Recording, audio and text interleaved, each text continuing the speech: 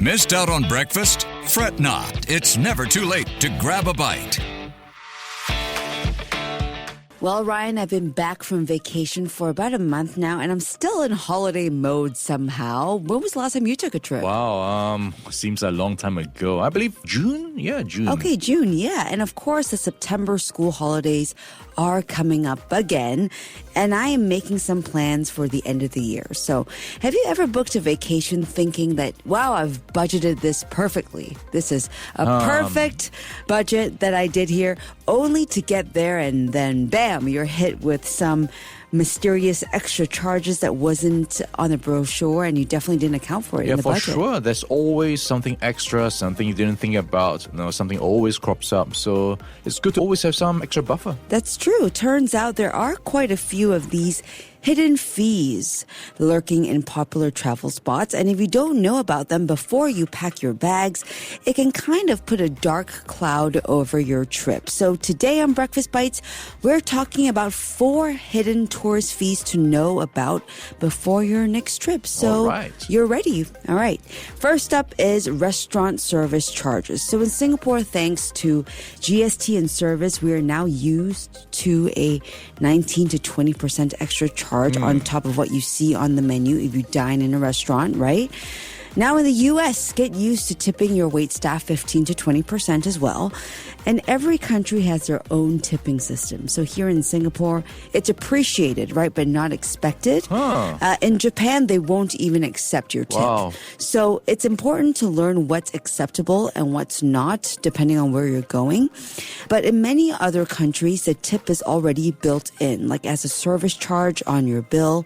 But that is something that you need to account for when you're planning for your trip, right? Tipping is quite tricky. So I always run into the question when I'm in the US, do I tip the bellboy? Do I tip the taxi driver? Do I tip? No, everyone's giving me service. Yes, so you that's tip everyone.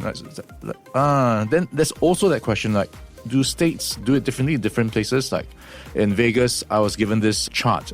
And they would guide me to say, hey, if you like my service, tip me 25%. Oh, I love that they gave you if you a brochure think it's for it. minimal, 15%. And if things above and beyond, 35%. So there is this guide of sorts. So I'm just wondering if it's different in different restaurants even. I think that it is kind of across the board. 15% is like minimum. Even if it was just okay or they were just doing their job, you have to tip 15%. 20% is a safe place. And if you really love your wait staff, which, they really went above and beyond, How of course much you can. is the highest you've ever tipped? Probably 35%. All right, wow. Yeah.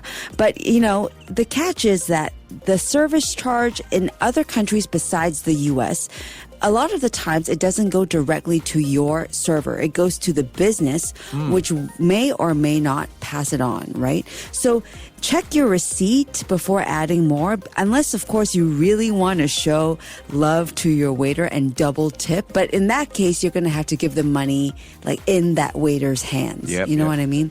But yeah, it could actually add up. Can you imagine like a 5-6 day trip?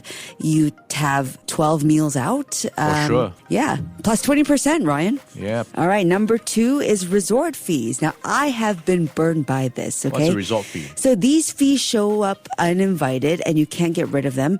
They're often just fees that if you stay at a nice resort, actually it doesn't even have to be a nice resort, but you would see a little line at the bottom of the receipt, like resort fee per night, and you have to pay it.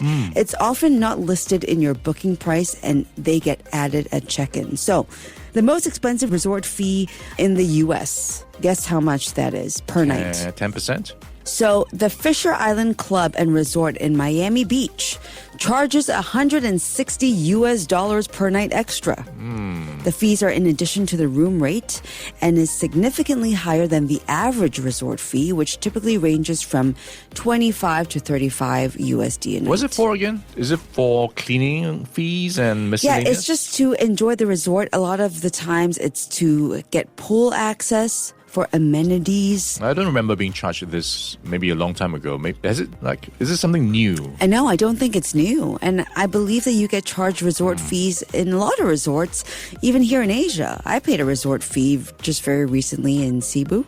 Okay. Yeah. I don't understand it, but okay. Definitely not $160, but hotels do tack on daily resort fees for these things that you may or may not actually use. Hawaii is actually very famous for this. Okay. So moral of the story is that before you book, you should ask. Yeah, shouldn't it be priced into the overall room rate? You would I'm think, wondering, right? yeah. It's not priced in. So, but they would have to disclose it to you if you ask. So ask before you book so you're not shocked at the counter, right? All right. The third one is foreign transaction fees. This is a very sneaky one. If you use your credit card abroad, try to accumulate some points. That's what I do. Suddenly you're paying extra just for the privilege of spending your own money. 2.5% adds up quick, and the conversion fees can be pretty rough as well. This is precisely the reason why multi-currency travel wallets like Utrip and Revolut have been picking up a lot in popularity. But the catch is that it works like a debit card, right? So you won't be able to accumulate whatever points or rewards you would like if you care about that. I'm the type that cares about that, but I mean, it depends on the transaction, I guess. If you add on the 2.5% plus the conversion fees, you could see yourself paying 5 to 6% more for that purchase. So if a cashier asks if you would like to pay in your home currency instead of the local one, do you know, like when they would offer you that choice? Experts say you should always go with the local currency. You usually get a better exchange rate and avoid some of those extra charges. Yeah, typically you get a better rate. Yeah. All right. And finally, last but not least, parking fees. Not exactly the most glamorous part of your holiday, but if you are renting a car, they can add up. I'm going to go back to Hawaii for this one. Some resorts charge 50 USD per night just to park there. That's a nice dinner for two, right? Yeah. So check parking costs before you confirm your booking. It's a lot less painful to budget for them up front. It may be a cost that you're going to have to pay, but it's good to know about it before you actually get there, right? So you get less shock.